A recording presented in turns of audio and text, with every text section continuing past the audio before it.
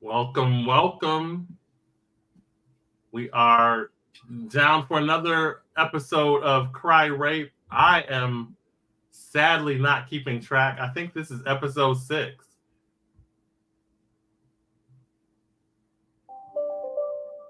5 maybe or 6. Yeah, Yeah, I yeah. think you. Well, and Wow, I'm counting all the weeks because even though we we didn't we do this is 6. repeated Yeah, one week, okay. All right, this is 6. but yeah, All so right. it's 6. Look Um, at that. Can you believe it? yeah, that's just wait, just wait. You just have So to start. Uh-huh. this week we've got an interesting topic. I think this idea of the romantic relationships. We're finally going to get into this. I think we're both ready to talk a little bit about this, especially after last week's episode where she tried to convince us that somehow we should want, well, no, try to convince me. I think you were on board with her that you should get back into love and romance and all that stuff. And I'm like, No, no, no, no, no. I mean, you no should get way. back, but I was on the waiting bench. I'm like, I'm gonna wait my turn because I don't really want to be messed up with my little shindig going on right now. I'm good. Like, don't come contaminate me. So I'm good. But you was like, I can't wait. I'm at this particular age. I need to be out there doing whatever. Yeah, Yeah. you was not on board with what she was saying.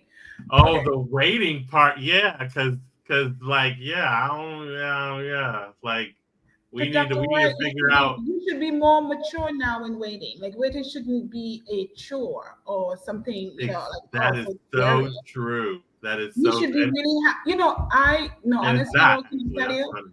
I once I recognize what it is to be weight and loving yourself and being all up in yourself, it is so liberating to me. Like I'm owning it, and I'm not pressed. Mhm. For mans, for sex, oh, the word that we can't say, or for whatever it is that is happening, I am so content. Um, being in this particular stage, like Yeah, I it, like when I dress up and I go out and the guys go, "Oh, you cute." I'm like, "Yeah, well, that's all I want. That's enough to help me throughout the week. I'm good."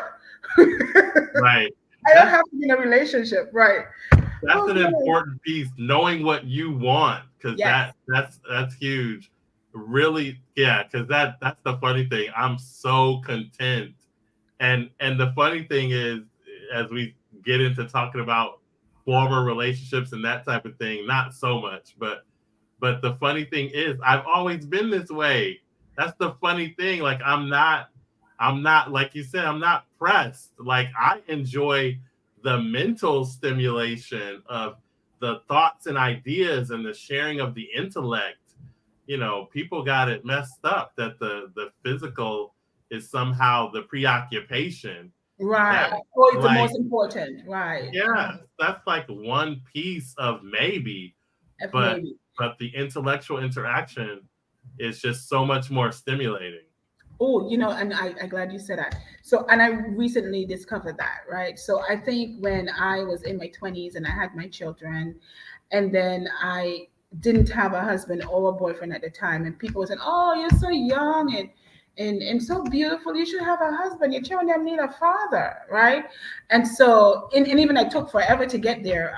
The pressures of that, I felt I needed to please people more than I really take the time to be intentional about what I do and how I get there. And so a lot of what I did prior to now has been what people would have said, what my parents would have said, or a church people, or whatever it is, right? And you feel you have to live that life to please a certain set of people and not really thinking about you. But what I find, Dr. Wright, oh God, the most stimulating gesture to me is intellectual stimulation. I just found this out. And so I'm drawn to a person who could intellectually stimulate me, who could stimulate my mind, who can have conversations about things, about life events, about what the world is about. I don't want you to come tell me how black and pretty I am. And that's great. I love it. But can you tell me more about what it Right, is that we're right. doing, right? So I find, and when we take the time to dissect in the waiting, Miss Vanessa should have been here. When we wait, it gives us time and space to discover. who we really are and who we want to be to whoever we let into our spaces. So let's get Yeah. into the topic. Let's get into it. It's going to be good Yes. tonight. Yes. All right. So, in the context of this topic, we've got a case study, and I'm going to read a bit of the case study just so to give you a context, to put a face to the situation we have here. So Terry is a 45-year-old male, and Mm-hmm. he is in our care. He's at a pivotal juncture in his life because he's just gotten out of a relationship uh, which was characterized by financial and emotional manipulation.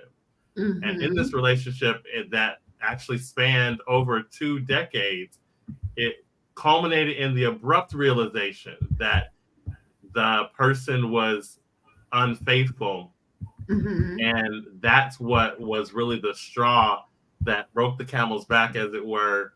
And Terry decided, okay, this is just too much. Like, we Mm-hmm. basically are not a couple Mm-hmm. in this context. And so what we often do in our practice is we talk about the core human need, and we have that assessment that we can share with people. Core human need for Terry is safety and agency, and his motivation is internal and high, and his consistency, his stages of change is the preparation stage. So looking at where he is, we've got certain suggestions about what we can do to get him on the path to greater health and stability. And of course, we first begin with fostering resilience. So, what's your first thought as you think about this case study and Terry along the lines of resilience? What theoretical frameworks come to mind for you? Wow. So Terry is in this relationship and he's 45. It's not working for him.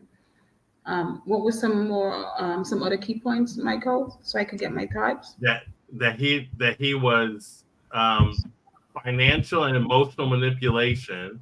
Mm-hmm. So it's a situation like money not being shared. You know, her money is her money, and his money is her money too. You know, that kind of thing, and the emotional manipulation of like denying the eggs, you know, because I'm mad at you or because you didn't make enough money, you know, things like that, like not being a part of a couple. Not only manipulated, he was also being emotional. And although I'm very careful to say physical abuse, but he was being emotional and financial abuse Yep, as yep, well. So yeah, so my first thought about that, and I've known some cases um, where that has been an example. Um, so for Terry, I'm thinking of him and his frustration. Um, I'm thinking of him as far as being financially abused, right? And yeah, that he has not been able to exude himself as the male he should be, right? Because if a man is being taken advantage of, my money is our money, but your money, who is mine, right? I mean, your money is yours, but my money is you and mine, right? But let's just break this down, Michael. Seriously. So when we're in a relationship, and I've been looking at some of the trends on TikTok and on Reel, right? Where in these particular, I'm gonna get back to Terry, I promise. So in these times, I guess I don't know what it is, that men are more interested into what a woman can offer as opposed to them being the sole provider. And what I mean by sole provider, Michael, I know that we have educated women who make as much as men or even more than men. We have women who, you know, want half and half, and we have men, and as I feel as though that men are on this trajectory. Like if you don't come half and half, or at least have more than me, right? So that you can take care of us. I don't want to be in that relationship, right? Yeah. I'll get back to Terry because Terry seems to be in the opposite side of this, right? But there are many cases where men are on a different path than what I knew. I remember when my mother's husband would come home from work on Fridays or at that month end, he placed the check on the table, and she stayed at home. She took care of the kids. She cooked, she cleaned, and she was the epitome of what a housewife was. And not to be derogatory, because she did everything. She was the nurse being the housewife. She was the baker being the housewife. She was a finance person being the housewife. She was it, right? So he came, and he came from a different era. He came and he placed his check on the table. She put what needs to be put in the bank. She put what needs to go for shopping, what needs to buy clothes for the kids, blah blah blah, yeah yeah yeah, yeah, and it worked. He was Mhm. happy, she was happy. But today is a different story, and so from that perspective, I don't know that. So we need to break the levels, right? So I don't know that Terry is being taken advantage of just on that mentality. And I was gonna say something different, right? But Mhm.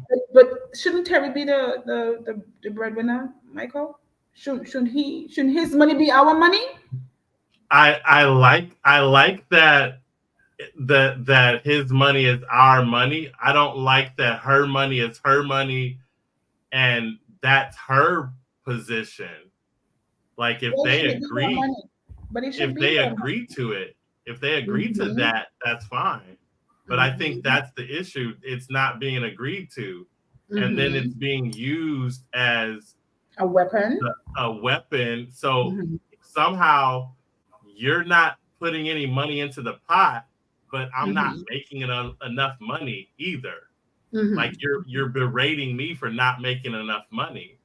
So Mm-hmm. it really is this emotional abuse Mm-hmm. tied to finances, and that's the thing that's Mm-hmm. really hurtful Mm-hmm. for him. And then he has this, the self-esteem and the um vulnerability, the dependency issues that come from that.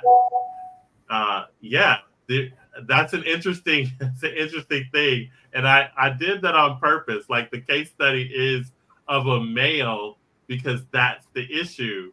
Right. It's usually women who goes Yeah, through that, but it's good that you flip it. yeah, Mm-hmm. because that's the thing. Like, why should a man be expected to take care of everything Mm-hmm. just because that's the way it is or something? Mm-hmm. But By I by the don't way, by the way, that's not the way it is know. anymore. Because if that's the way that we're gonna play it, we're gonna live in poverty in Mm-hmm. most locales Mm-hmm. in the at least in the US because Mm-hmm. it takes more than one income and Mm-hmm. it takes some financial planning. Let me Mm-hmm. say one last thing before you give the counterpoint to that. The beauty in your mom's relationship wasn't only that the man brought that check, but that they allowed the person with the most financial sense to utilize the check the way it needed to be utilized. And I think that's also what's missing in the relationship that Terry was in. It wasn't about us best utilizing the money.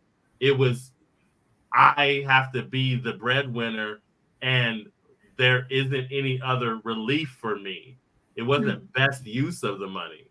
Mm-hmm. What if we switched it? What if Terry was the woman and that woman was the breadwinner, and that woman, and this has have happened more recent than you know, or even more present than you know, where the Mm-hmm. woman had been the breadwinner, the woman pay the bills, work, and Terry just sit and watch and go, okay, great.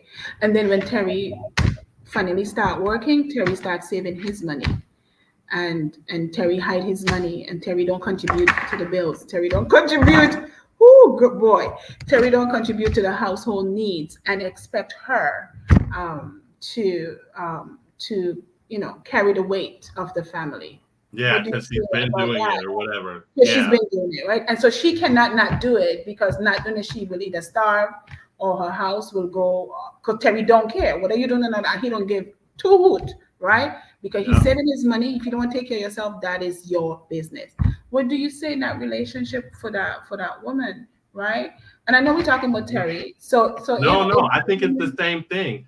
It's the yeah. same So thing so because I think Dr. Wright, what really needs to happen again, and it's going back to that very initial stage, right?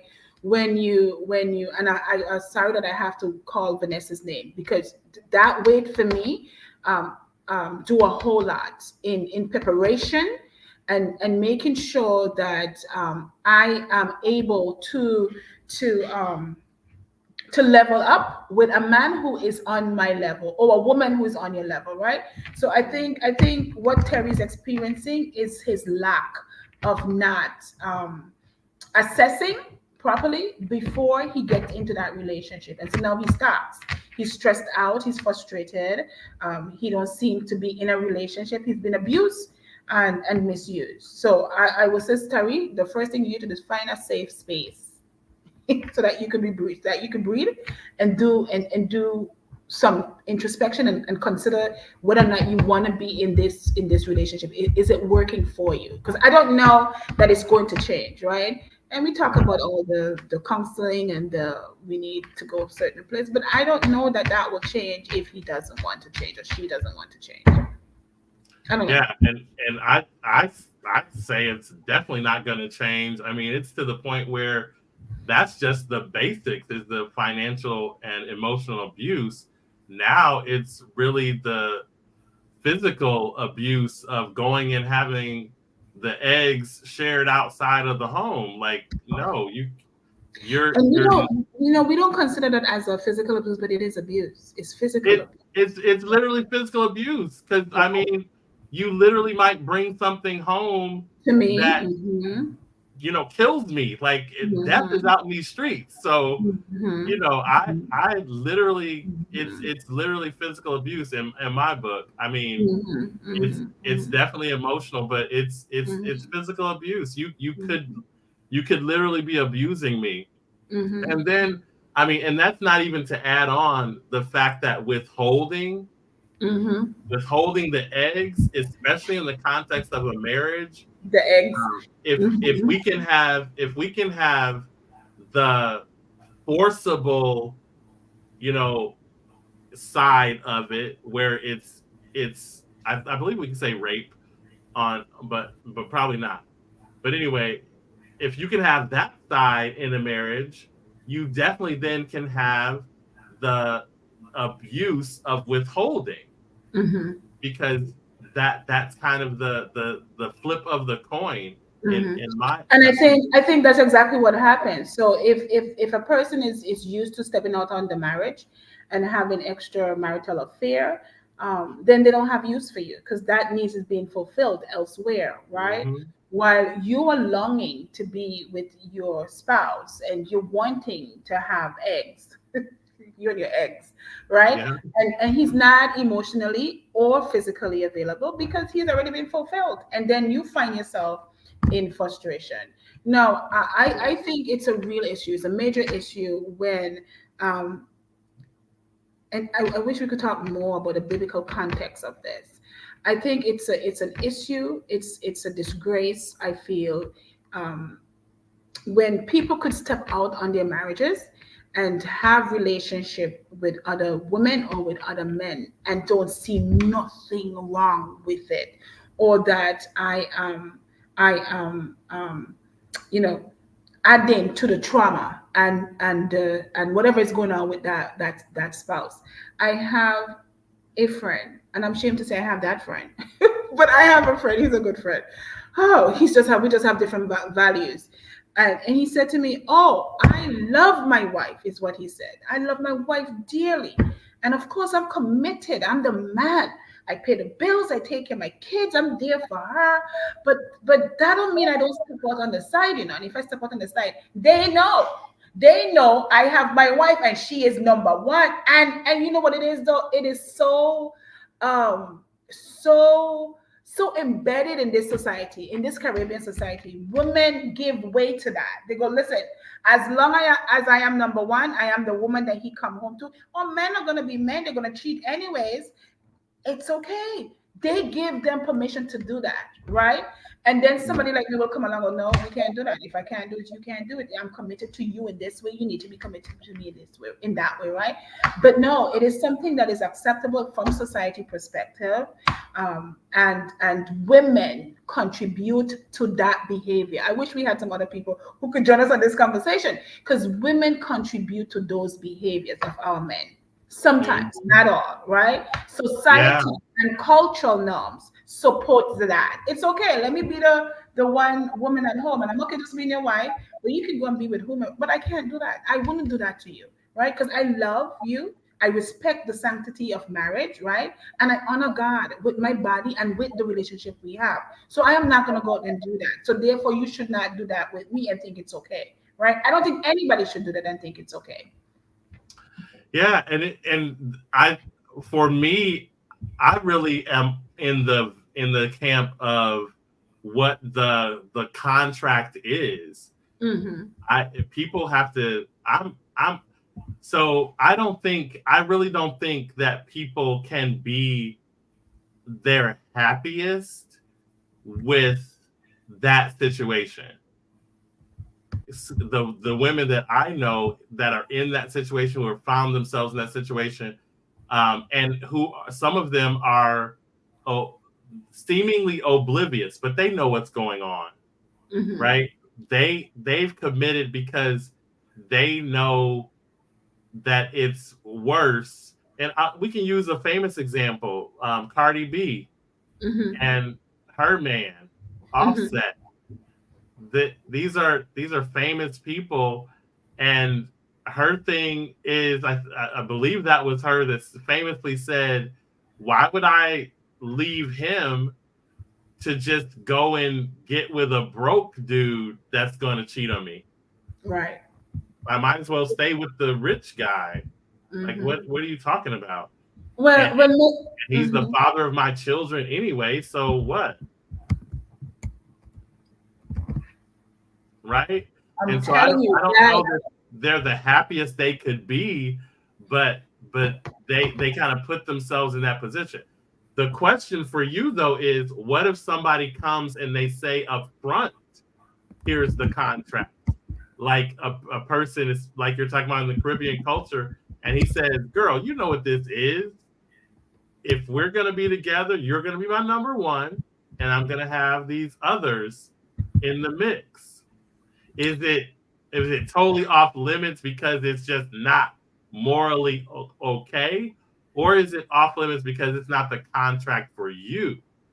right. So let's just keep it real. So in some culture, that is a contract. In some culture, women, I mean, men have more than one wives, right?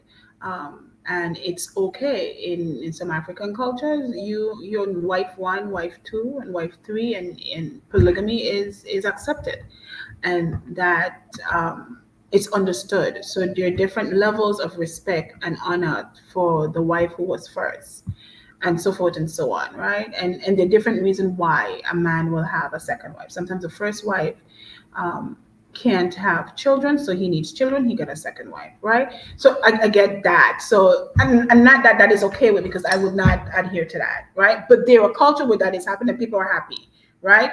So the contract is, this is what it is, right? We both agree. Nobody's cheating really, because it's knowledge. It's common knowledge that this is what is going to happen. I'm going to do this, you're going to do that, and this is how we're going to live. Everybody live open and accepting of what that is. Cheating in the words is a negative connotation to the word cheating. It means that you're doing something that I don't know about, that I did not agree to, and there was no contract with that. In this particular society, there is no, we're not polygamous, or unless we live in certain place. Where is that? In Utah. Utah, right? Where that is Yeah. accepted. But in this particular side of the world, we're not polygamous. And I as a woman of Caribbean descent, marrying somebody, I am committed to that one person till death do us part, and I mean that. It means that my eyes and and whatever else I have is for my spouse, not for anybody. No, it doesn't mean that I can't walk down the street and go, "Oh, you cute, oh, you fine," if I had a man, like that. I mean, and it shows that I am very confident in who I am as a woman, and I'm confident in who I have as a man, right? I mean, and so people will say, "Oh, you can't even look and say hi, oh, he cute or whatever." I think it begins when you commit to your partner, to your spouse, right? Not just from the head, not just from the heart. I think it takes a whole society of activities. And what I mean by society of activities, it takes your head, it takes your heart, it takes the biblical context of that, especially that. It takes family member who keeps you accountable, right? It takes in-laws, it takes a neighbor or whomever to say, you know what, this is what we all agreed that we were going to do, and we holding you accountable to that. I think in this patriarchal society, men have too much freedom, so to speak, that is accepted by the same woman who complains about infidelity and about cheating, right? And we give way to that. And then when push comes to shove, and that's the other thing to Michael, it's okay for a man, if we were to flip this, it is okay for a man to go ahead and do that, and society will quickly forgive. But a woman can't do that because it would be fire and brimstone. Yeah, yeah, it's true. It's true, and I think that's the double standard, but also the need for a more specific contract, and that's where I think you start to regain your power and start realizing that you looking at you and you controlling you is really the only option you have. So let's talk about that on the way after the break and Okay. get into the healing, the health, the promoting health that comes with that after the break.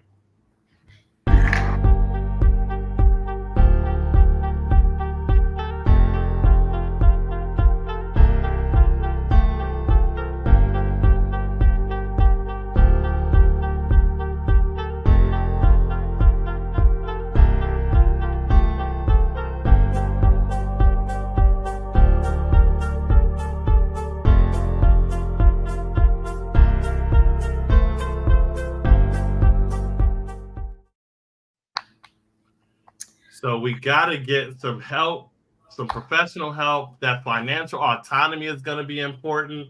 And then Terry's got to rebuild his relationship structure, I'm sure, Right. as as interventions. But go ahead. What are you saying with that?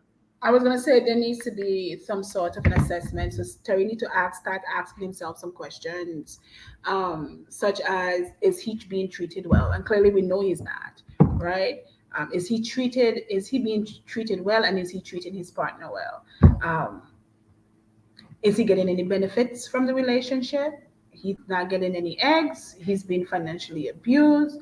And you didn't mention if there were children in that story, right? Mm-hmm. But what are the benefits out of the relationship? Not just for Terry, but whoever else may find himself in such a pickle, right?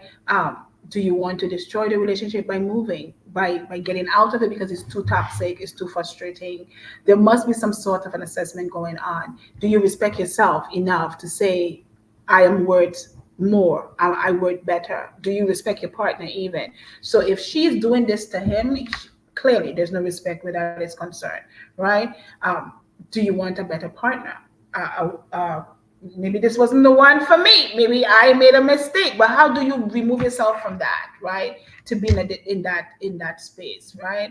Um, is it just a financial piece that's bothering Terry, or the egg piece? But does she do other things?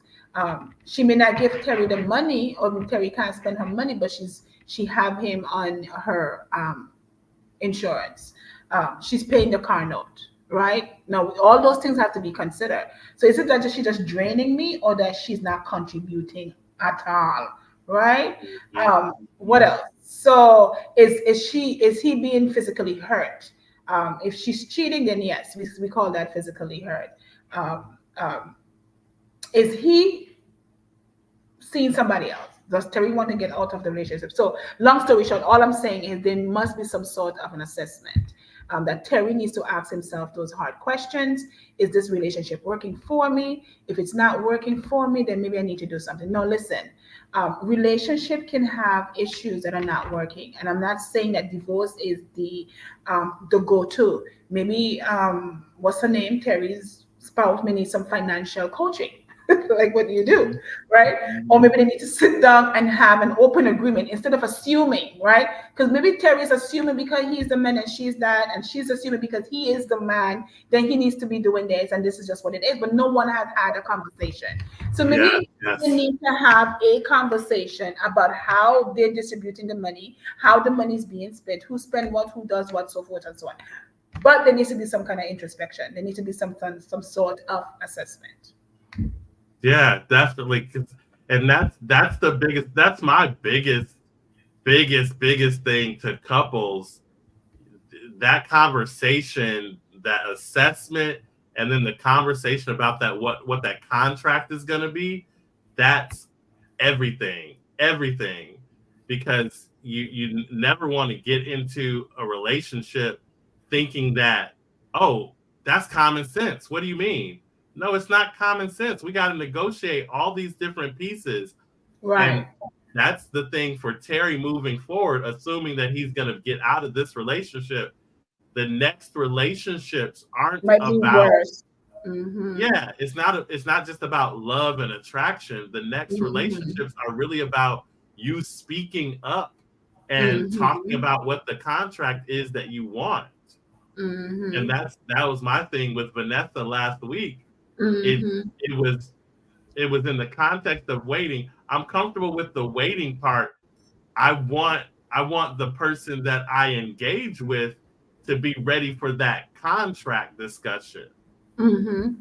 So, because the Michael, contract can be very different than what you're used to. excuse me. What about the social stigmas of that? And then I talked a bit about that earlier as far as healing. What about the social stigmas? Do you know Hmm. what I mean by social stigmas? What I could think Terry so. worry? Terry's probably worrying about what other people may be thinking, what they might say if he decides to Yeah. do something else, and that may keep him into the relationship that is more toxic and it's not growing or doing for him. What do you say about the social stigmas? And before you answer that, I have a question. What do you say about women who support men in such a way, or man, vice versa, in order to keep them in relationships? So that man may be lacking on many other levels, right? But she's, Hmm. if I support him, he's gonna love me more. If I put him in positions and in places where he can grow and flourish, he's gonna love me more.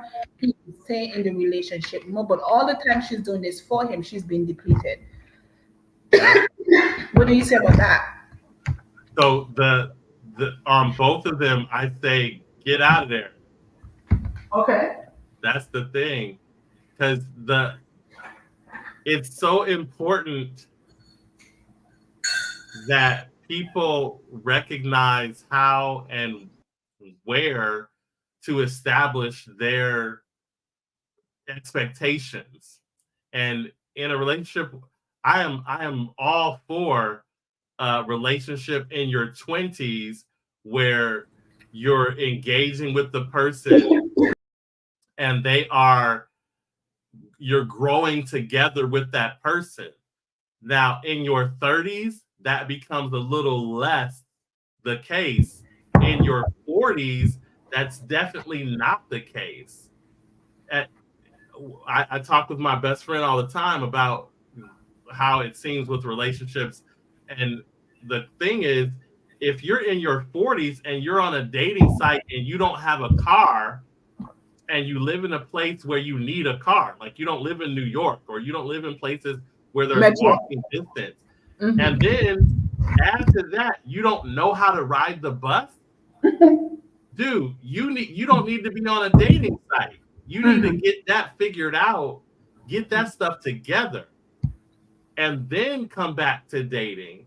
And so if I'm a woman or a man that's looking at a woman or man like that, I need to leave them alone, and not be in the position of saving a 30 to 40-year-old person, because that's a fool's errand.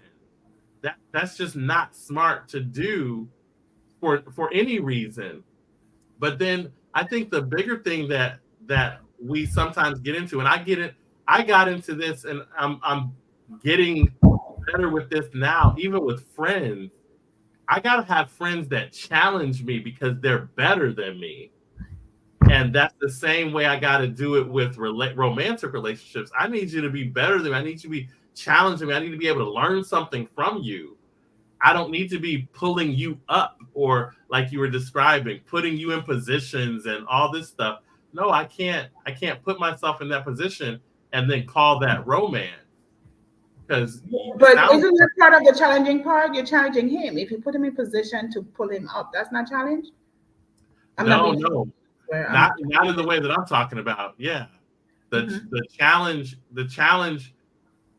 You are the challenge for him. Like you are pulling him up, but not you from him. Right? That's not what you should be doing. That should be your responsibility at late 30s and 40s.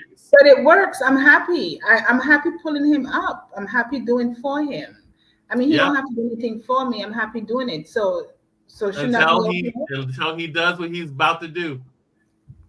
Because this helper, that's why he is in the position he's in. It's not because he was waiting on you. It's because he is waiting on you because you're his next victim. That's what that is. And I was talking to a group of us yesterday, and I ended up stepping aside and talking to this young lady, because I just had a question, really in preparation for like the discussions that we have. She's 28, and I said to her, "So what is it that you're looking for in a guy? Like, how do you process that whole like that situation, that proposition?" And she said, "Yeah, I'm looking for somebody that I can grow with, but I don't want them to take away from my career, and I want to focus on my career. But if it works, I'd like a family and that type of thing." And I told her exactly what Vanessa told us last week. She wished somebody had told her she could do both. But doing both requires that you have a real quality person that you're working with. And so it's back to your question. If the person needs you, and you got to help them build their career, help them get up in the morning, help them get in positions, and you got to be doing that for yourself, and they got to be doing it for themselves. And now y'all can come together and vibe off that energy of you both working. And you could only, I ask that to be facetious, you can only do that for so long, because eventually you will get depleted. You will get resentful. When you're doing it, you're not getting anything in return. There's nothing filling you up. There is no going back into you. You're just giving, right? And then what happens? He's becoming, right? And you're like, okay, so what happened? Right? So then you will eventually get resentful and depleted. So here's my question for you again, and we're still on this healing binge. In the growing stages, so you're talking about her being in her 20s and her 30s and her 40s and her 50s. In the growing stages with couples, rather, committed relationships. And when we grow, Michael, what does that growth process look like for a couple? So say that Terry's 45, and I'm thinking that's a bit late. So the money issue should have been when they were in the 20s, right? Where they had the counseling and the coaching and whatever else they need to help them be financially secure, right? And then from security, they grow even more, right? In your 30s, they're better, they're investing. He knows where her money is going. She knows where his money is going. It's a combined budget, whatever. So in the stages of growth, Michael, when is it not okay, right? That I am growing and you're not growing? And when is it not okay for me to say, okay, what do I do here? Is it a divorce automatically? Do I leave the relationship because you're not going at the pace that I want you to grow? How do we fix that? And I'm not asking because I think you have the answer. I'm Yeah, yeah, asking was exploring. yeah. I I the answer is I say, and people may not agree with me, but it's what makes you happy. You have to, life is too short to sit around unhappy. And so you got to make the choices that support your happiness. And for a lot of people, the problem is that they don't know what makes them happy. They don't really understand who they are and what their real passion is in life. And sometimes your passion can be that person. Hopefully, that's what it is, and it's a healthy passion within them, and there's a, a reciprocal give and take there, right?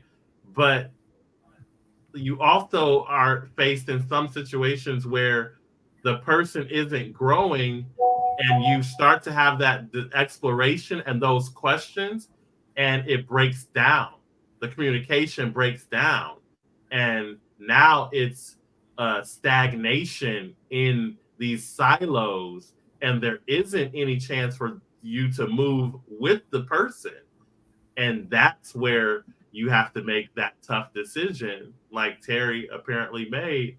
You got to go, because my version of it is you got to be happy, but very practically and very mechanically, if you can't talk to somebody and get them on the and work with them to be on the same page of happiness, then I say you you can't keep beating that dead horse. You can't keep coming back to that dry well.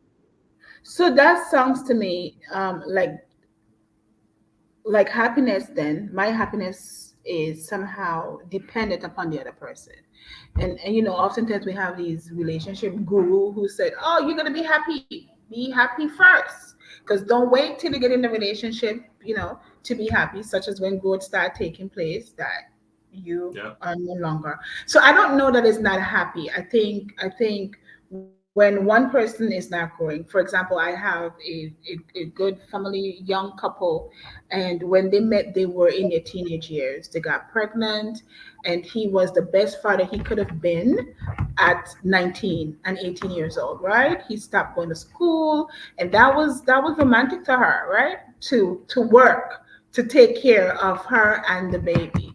But then he remained there. He remained working, taking care of her and the baby. She graduated from high school, went to college, right? Now working as a teacher, and he's still working, taking care of her, the baby, no education. And so she's going to school where she's seeing, when I mean going to school, she's teaching, she's doing her work, and there are guys on her level who's checking her out, and she's being wooed by them. And then she comes home and she look at him, he's still there working, taking care of her and the baby. There's no growth for him. He remains just where he was when he was 18 and 19. They're 26 and 27 now, right? And she's on this level. She's so past that. And now she's frustrated, right? Because she wants what she's getting outside, the attention she's getting, the accolade with her peers, right? That has grown with her, and he remains there. So her frustration was, okay, so what do I do, Gail? I go, well, listen, was he there for you when you needed him to be there? I think there is some virtue. I understand that when you grow, you don't always grow at the same pace with your partner. That is clear, right? I think, however, though, growth means that if I am growing, that I encourage you to go. Maybe the guy needs some education on how to become a better person. Do I get a trade? No, I'm a carpenter. So is there something else that I need to have, right? And why is it that is not enough for her, right? He hasn't changed. He Yeah. maintained doing what he's doing. He's still working, taking care of her and the baby, right? She is the one who's having this situation over here and thinking that she needs more from him. But what he's giving is enough, Michael, is what I'm saying. So when we talk about growth, don't we have to be a little bit careful about what that growth situation looks like and how we pair happiness with growth, with you growing and I growing, and therefore I have to be happy of what you gave me, or do I find happiness in what I have, in contentment, right? And help. My true relationship says that we will not always be going at the same pace, but it's not Yep. an exit. It's not an exit for me, but it's how do we come together, right? And talk about what it needs to be, what we need to talk about, so that you can, and you don't have to be in the same level with me. That's not growth, really. That's not true growth either, right? I have a Right. PhD. Right. You don't have a PhD. You could move from not having a high school diploma to have high school, and that's growth for you, and you're happy with that, with where you are with that, right? But I think there's some virtue in giving the freedom and the space for one to grow and become their best self, Yeah. without you dictating what that best self should look like. I don't know. And that's where I totally agree with what you're saying. And that I'm definitely not saying that my happiness is dependent upon you. My happiness is an inside job where I understand who I am and I come to the relationship. And hopefully when I come to the relationship, I have the opportunity to express myself and fully myself within the context of the relationship. That's when it's not working, is when I can't fully express myself. So Mm, with this situation, you're gonna have me cursing, talking about, mm, I think there's some virtue in what I heard you say is being unhappy. No, no, no.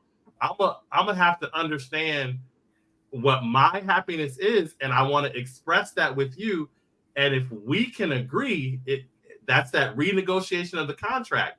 If we can agree on how we're both gonna work within that, then that it's not that my happiness is dependent on you, but you can mess my happiness up by sabotaging it. And that's what I don't want. mhm, In the situation with the young lady, the thing isn't so much her advancement, because somehow you're looking at the advancement as somehow making like the growth isn't the same. But this man has put in, what is it, 7 8 years on a job. That's advancement.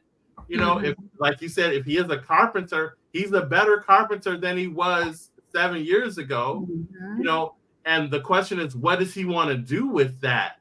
Does he mhm, want to stay where he is that what makes him happy? And mhm, then what is he providing in the context of that relationship? mhm, So does she want a man with a degree no matter what, or does she want the man that's been there, and that she has watched grow in the way that he's grown as a father and as a husband?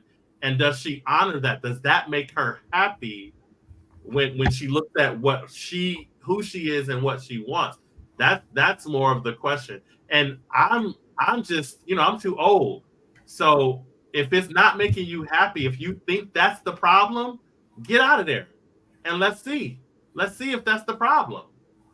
I don't think it is. I think you're the problem in that situation. If you want to leave a faithful situation just because of a degree and these knuckleheads giving you eye contact, nah, that's not a good reason. and I think you nail it. So I like the renegotiation of the contract, because that's what word says, right? Word says we've done this for 7 years, so let's go back and renegotiate, right?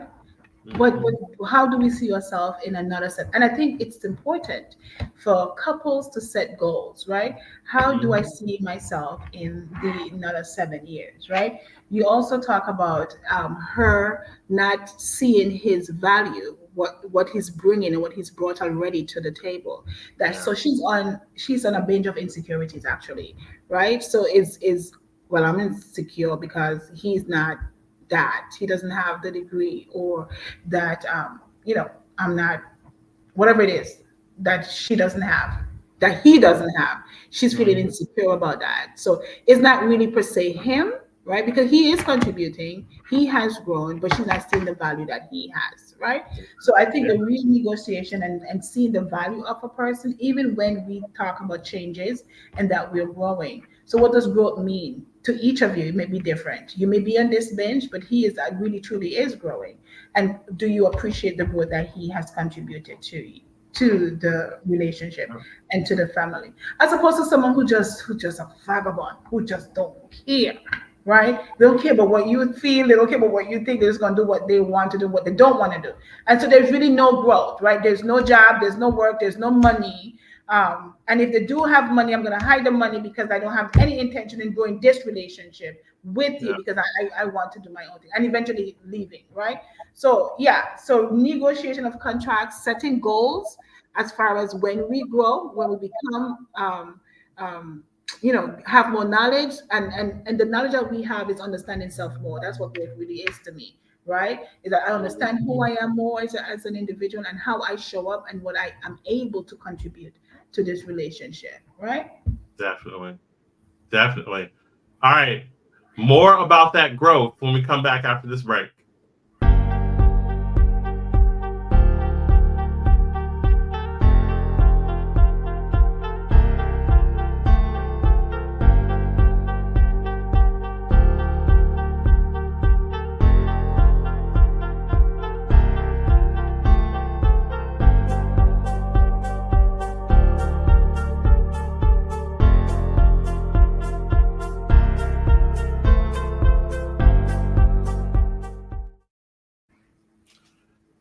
So I think you started a lot of this in terms of specifically the discussion about growth in our final segment, facilitating healing. So let's continue with this. I think the big thing from my point of view is the Terry in particular, and then we've got this other case study with this young couple. It really is in the vein of that negotiation of the contract, but also that sense of self. I think people they're not being honest about them, who they are in these situations, and reclaiming that sense of self, that self-esteem, self-respect. And that connects with what you were saying about the virtue and the values, those types of things being important. That has to be cleared up with you first, and then you start to have that conversation with the person to see if there's compatibility. Mhm. I think another aspect too, Dr. Wright, would be the realistic expectations, right? Realistic expectation, not a fable or a story in your head of what you think things should look like, but what is realistic? Meaning, what you have to offer, and what does your partner have to offer, and how that works for you.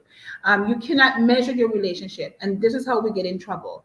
We measure relationship with what other people has, not realizing that their journey has not been yours, right? So having realistic expectations of yourself, you mentioned that, and of your partner. What can your partner realistically offer you?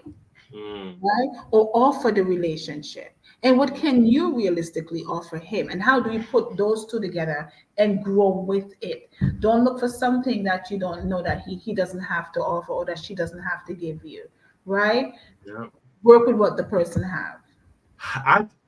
It's back to that question you asked. I didn't fully answer that question, I don't think, about people being together and the growth.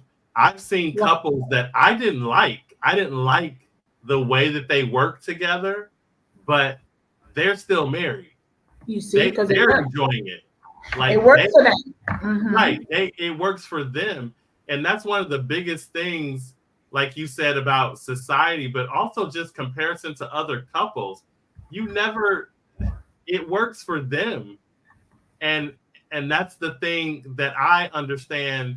Like I meet some amazing women, very accomplished women, and they're a really good catch for someone. They're not a good catch for me, because I can't do that. I don't roll like that. I don't have, like you said, I'm willing to admit my values and my morals don't align with what they got going. And I want people to know that that's okay, because if I do align myself with someone, which I don't think I would, But if I do align myself with someone, it's going to be an alignment. It's not going to be the thing that it was before. Like you said, that the question that you asked was, you know, what is that pressure from the outside where you don't want to be embarrassed by, you know, losing that relationship, that type of thing. And yes, that is a huge situation. When I decided that I was going to get a divorce, and especially in the context of nothing being wrong, like there wasn't infidelity, there wasn't like, you know, some kind of big argument or a death, or it just was a lack of compatibility. The communication had broke down. That's it. And so people, if they knew that story, which I've never told the story, but if they knew that story, I'm sure there'd be people who are tempted to say, you should have worked it out. Yes. You did this or did that. And no, I refuse. You know, and maybe you did work it out. Maybe I wasn't there, but maybe you did work it out in the way you think you worked it out, and it wasn't working, right? Exactly. And that, like you said, the journey. People don't know your journey. It's different. And that but the biggest piece, and my point is not just to give me a pass.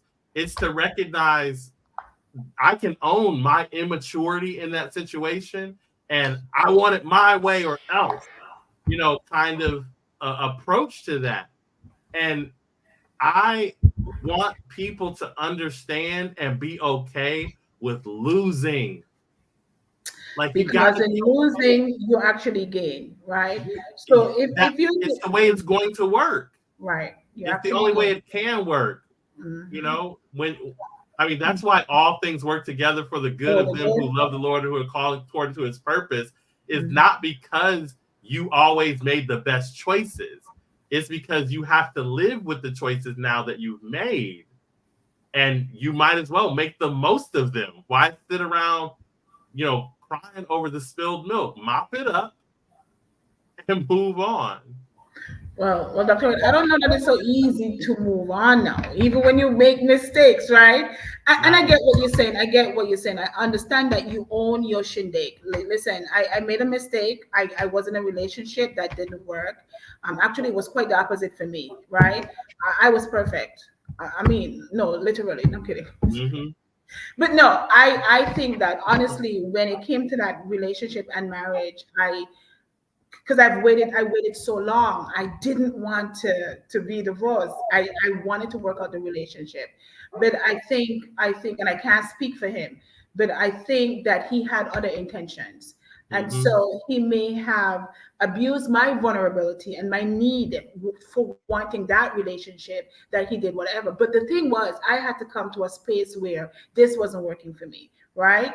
The cheating wasn't working. The lies wasn't working. The not working wasn't working. The not paying the bills wasn't working. That I was not happy. I couldn't find my own happiness within that relationship.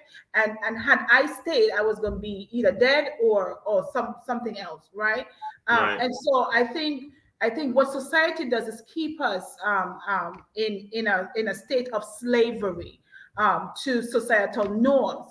But when we can liberate ourselves from within ourselves and from what outside other people, because they don't know your life, they don't know your story, they can say what they want and talk whatever they want, right? When we can do that, it's the beginning of the journey. Now, you and I share something this week where I talk about, listen, and I am grateful.